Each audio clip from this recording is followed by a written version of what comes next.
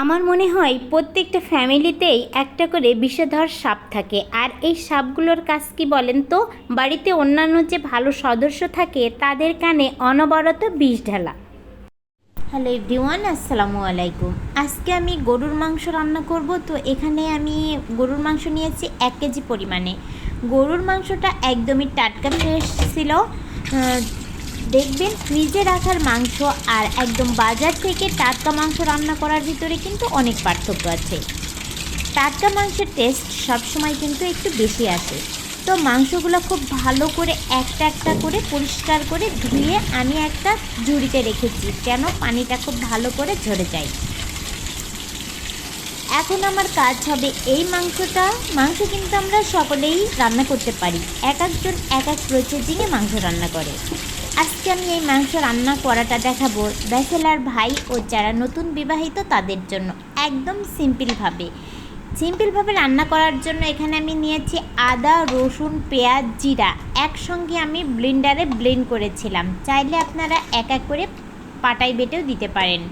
যেহেতু আমার কাজের সুবিধার জন্য আমি একবারে ব্লেন্ডার করে নিয়েছিলাম। সব মশলা ব্লেন্ডার করার পরে সবগুলো দিয়ে খুব ভালো করে কিন্তু আমি মেখে নিচ্ছি, যেন প্রত্যেকটা মশলা এর সঙ্গে মিশে যায়। সামান্য পরিমাণে লেবুর রসও দিচ্ছি। এখানে আমি হলুদের গুঁড়া, মরিচ, লবণ সব স্বাদ মতো দিয়ে নিচ্ছি। আর 1 কাপ পরিমাণে পেঁয়াজ কুচি দিচ্ছি।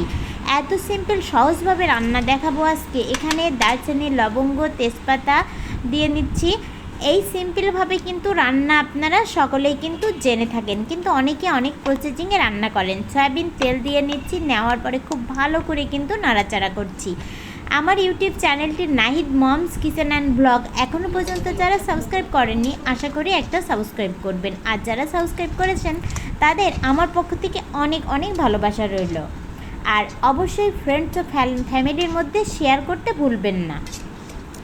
এরকম ভালো ভালো রেসিপি পেতে অবশ্যই বেল বাটনে ক্লিক করে অল করে রাখতে পারেন।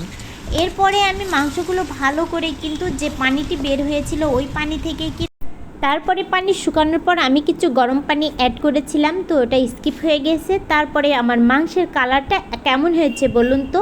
এতটা পারফেক্ট, এতটা মজা হবে, আপনারাও ট্রাই করতে পারেন।